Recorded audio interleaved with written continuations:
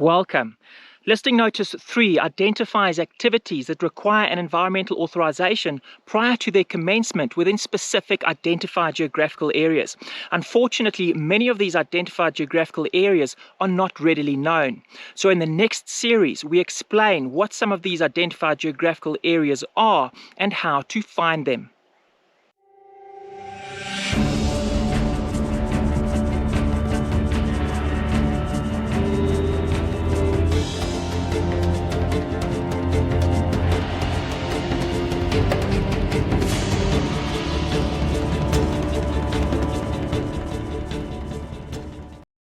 Welcome. My name is Sean McGregor of Ecolegus Environmental Consultants based in Mpumalanga, South Africa. And we're on a mission to empower all South Africans to protect their environment through the correct interpretation and application of our environmental legislation.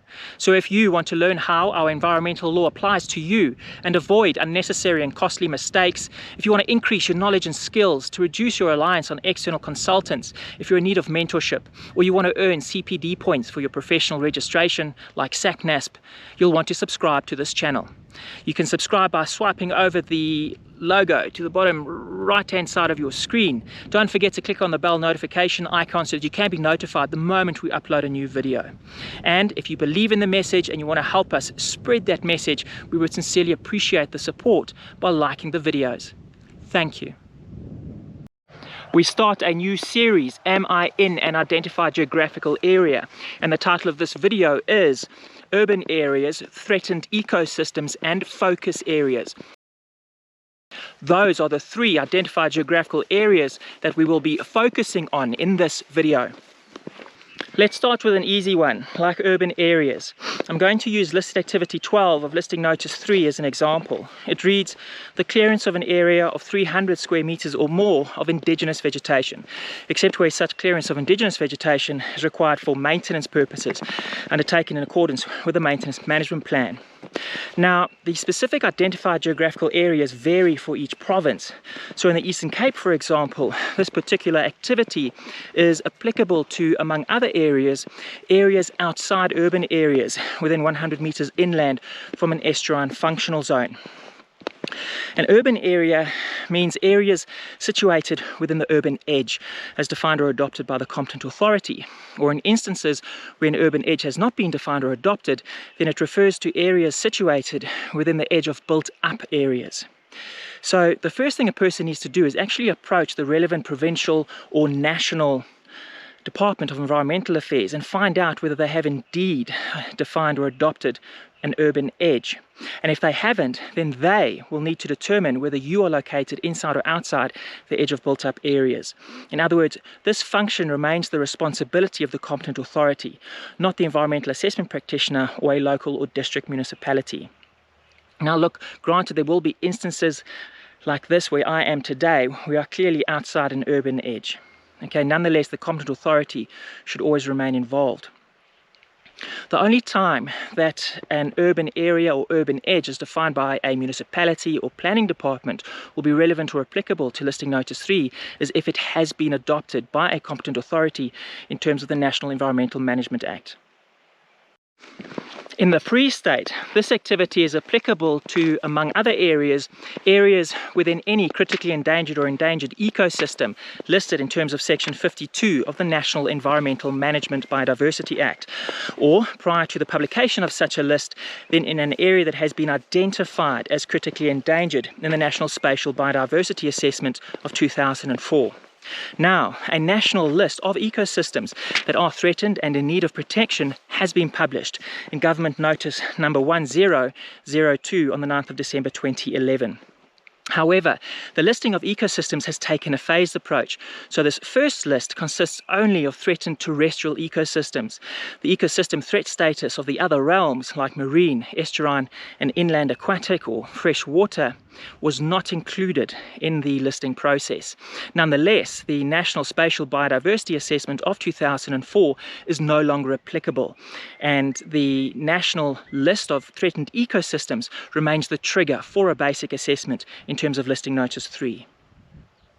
A far superior national biodiversity assessment was published in 2018. So we do encourage you, particularly if you are an environmental assessment practitioner, to use the 2018 assessment of ecosystem threat status during your assessment of impact significance. The published national list of threatened ecosystems will be used to determine whether you trigger a listed activity in Listing Notice 3 and require a basic assessment, but the Spatial Biodiversity Assessment of 2018 should still be used during your assessment of those impacts.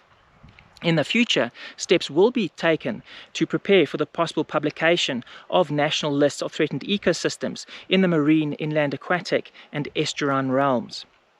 Now, the different categories of listed, threatened or protected ecosystems include critically endangered, the abbreviation is CR, endangered, EN, and vulnerable, VU, as well as protected.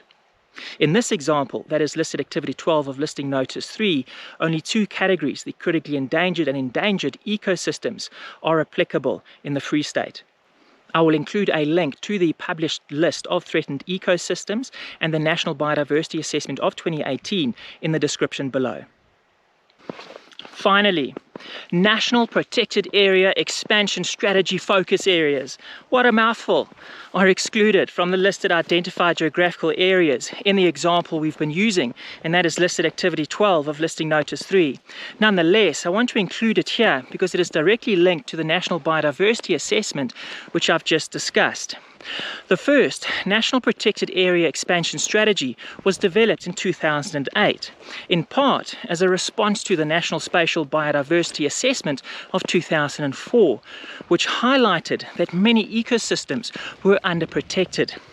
So the goal of the National Protected Area Expansion Strategy is to achieve a cost-effective expansion of the protected area network that improves ecosystem representation and enhances ecological sustainability and resilience to climate change. Now, this goal will be achieved by setting ecosystem-specific targets for protected area expansion, making recommendations about mechanisms for protected area expansion, and identifying geographic focus areas for land-based protected area expansion. Focus areas for land-based protected area expansion are identified in the National Protected Area Expansion Strategy.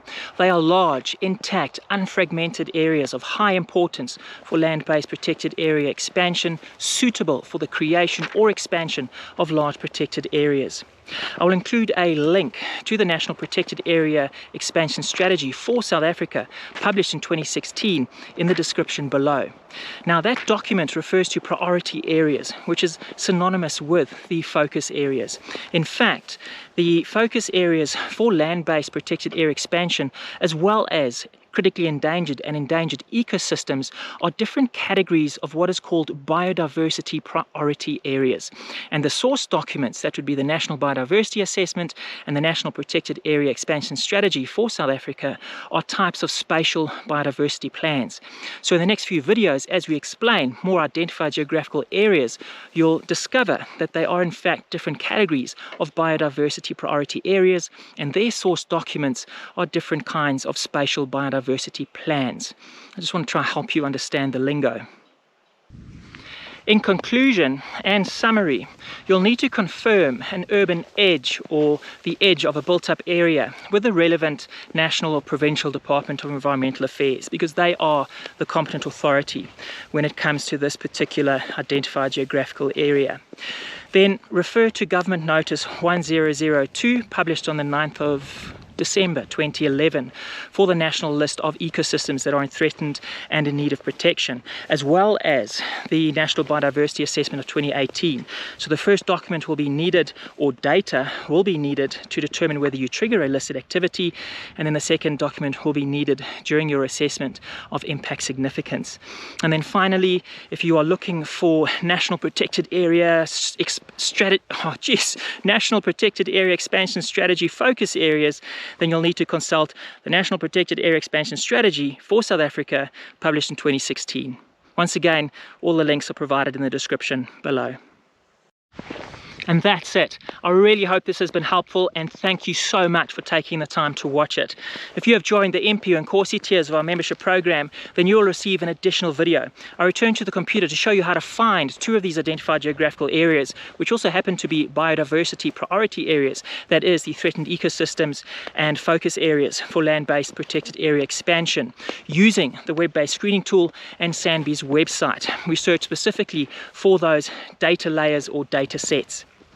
If you haven't joined our membership program yet, then check it out on Patreon. Otherwise, if you're in search of a consultant to help you with a once-off project, you're welcome to visit our website. Hey, check out our previous video up here about screening assessments, a very critical compulsory component of planning. The next video in the series, we identify or explain 3 other biodiversity priority areas which have been included in the list of identified geographical areas: BPAs, ESAs and PAs. Otherwise, subscribe, click on the bell notification icon. If you believe in this video, you believe in the message, help us spread it by liking it. Thank you, keep strong, and God bless.